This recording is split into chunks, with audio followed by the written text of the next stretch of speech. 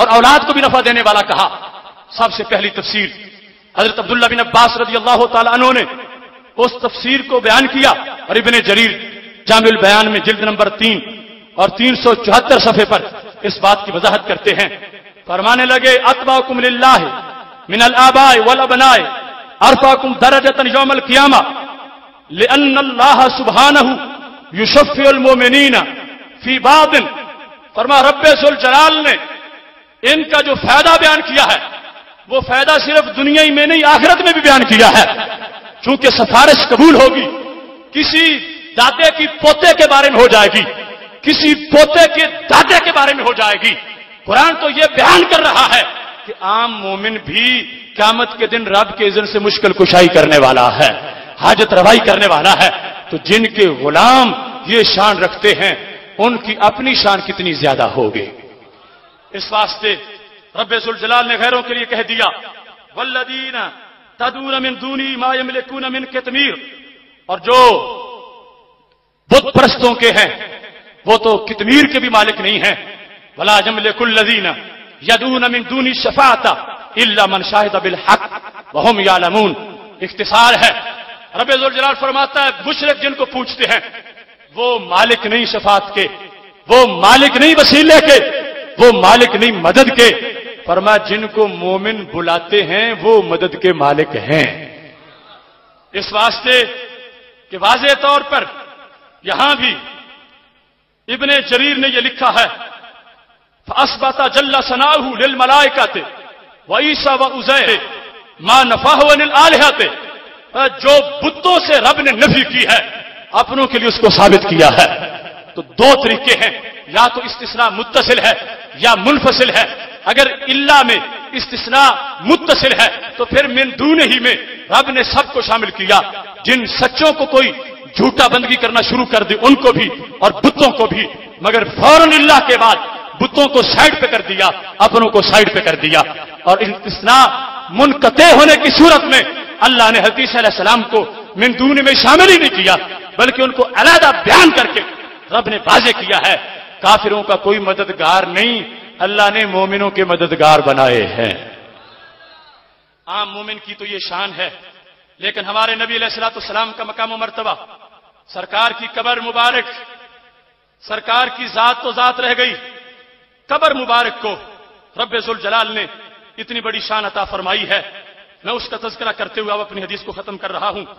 سیرت نبویہ ابن ہشام جلد نمبر 4 246 صفحہ، البدایہ جلد نمبر 5 293 صفحہ، ندرۃ النعیم جلد نمبر 1 405 صفحہ، ان سب کے اندر یہ حدیث موجود ہے کہ حضرت حسان بن ثابت رضی اللہ تعالیٰ عنہ جس وقت رسول اللہ صلی اللہ علیہ وسلم کی شان میں اپنا نذرانہ پیش کر رہے تھے تو کیا بولا تھا؟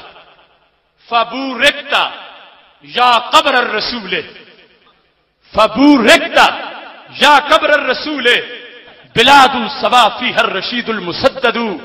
اے میرے نبی علیہ السلام کی قبر، تجھے تو برکت دی گئی تھی، جس شہر میں برکت قبر بنی ہے رب نے پورے شہر کو برکت عطا فرما دی ہے۔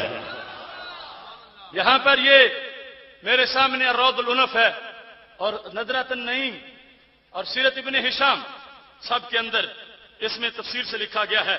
اور یہ ندرۃ النعیم جو 32 ڈاکٹر ہیں سعودی حکومت کے سکالر جنہوں نے مل کے یہ کتاب لکھی ہے اور کئی جلدوں پر ہے، اس کے اندر یہ سیرت نبویہ جلد نمبر 1 صفحہ 405 پر لکھا ہے فَبُورِكْتَ یا قبر الرسول، یا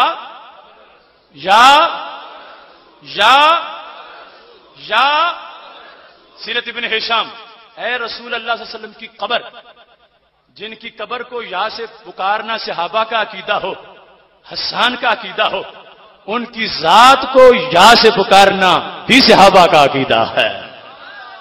فَبُورِكْتَ یا قبر الرسول، نبی علیہ الصلوۃ والسلام کی قبر کو بھی یا سے ندا کی اور اس کو واضح کر دیا۔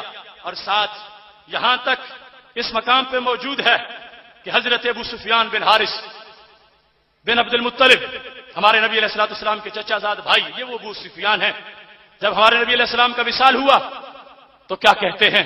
البدایہ میں جلد 5 صفحہ 295 اور روض العنف جلد 4 صفحہ 275 پر یہ لکھا ہے کہ حضرت فاطمہ کو دلاسا دیتے ہوئے انہوں نے کہا تھا آج جائیں وہاں پر، تو وہ کہتے ہیں ظالم یہاں کیا پڑا ہوا ہے، یہاں کے لینے آئے؟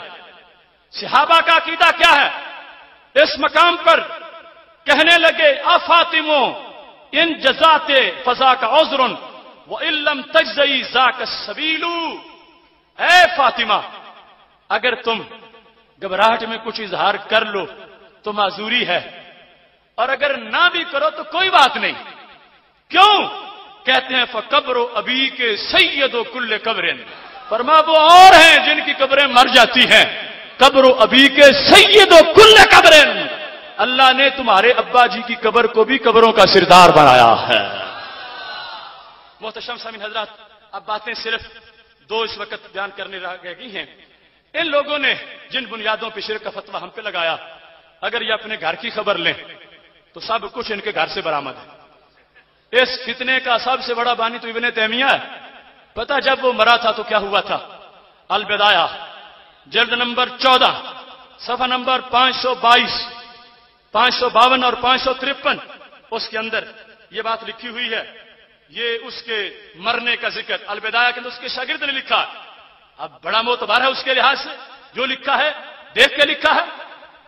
ہم وہ کچھ نہیں کرتے جو کچھ یہ کرتے ہیں، الزام سارا ہمارے سر پہ دھرتے ہیں۔ دیکھ لو لکھا ہے جب مر گیا ابن تیمیہ، جالسا جماعت عنده قبل الغسل، غسل سے پہلے ایک جماعت پاس بیٹھ گئی، وقرأ القرآن اور ختم پڑھا، وتبرکوا برؤیتہ دیکھ کے دیدار کر کے برکت پائی، تبرکوا برؤیتہ وتقبیلہ، صرف آنکھوں سے زیارت نہیں کی، اپنے ہونٹوں سے چوما بھی ہے۔ ابھی غسل بھی نہیں دیا گیا، اگرچہ نحوست تو غسل کے بعد بھی ویسے ہی ہوگی، لیکن ابھی غسل نہیں دیا گیا، ختم بھی پڑا گیا، اور اس کی رویت سے تقبیل سے تبرک حاصل کیا گیا۔ تبرک ہونا نہ ہونا وہ علیحدہ مسئلہ ہے، مجھے اس کی وضاحت کی ضرورت نہیں، مگر یہاں رب نے اس لیے یہ کروایا کہ جو حق کا انکار کرے رب اس کے گھر سے دکھا کے چھوڑتا ہے۔ دیکھو ابو جہل نے کتنی ناک چڑھائی تھی اسلام سے، اللہ نے اکرمہ کو کلمہ پڑھا کے چھوڑا ہے۔ ارد گرد سے ایسا ہو جاتا ہے۔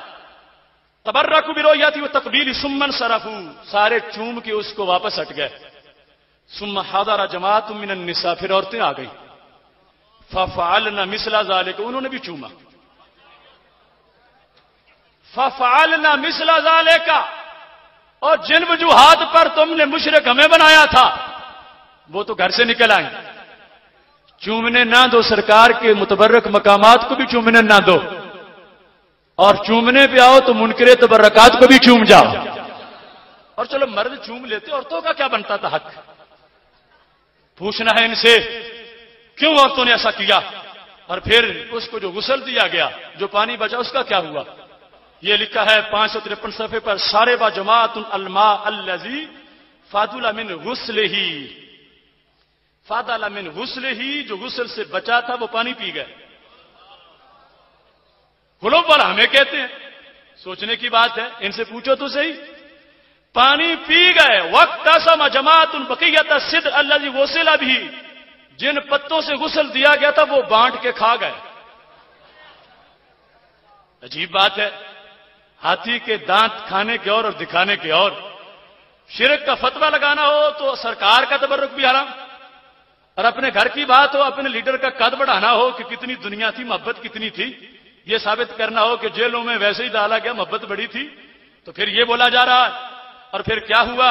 کہتے ختمت لہو ختمات کثیرہ، بہت ختم کیے گئے، بہت ختم۔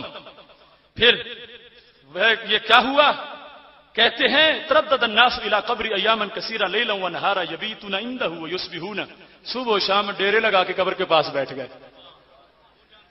میں کہتا ہوں اس ڈاکٹر نالائق کو کہ کہو ان سکھوں سے جن کو جواب دیتے ہو کہ ابن تیمیہ ہے کہ جس کو ہم نے بت کی طرح پوجا ہے، وہ ابن تیمیہ ہے، اور لکھنے والا ابن کثیر ہے، کہ وہاں لیٹے ہوئے بت کو چوم رہے تھے اور مردہ کو چاٹ رہے تھے۔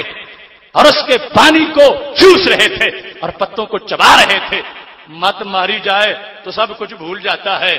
کروڑوں سلام ہو سنی تیرے سینے کو، تجھے بھولنا نہیں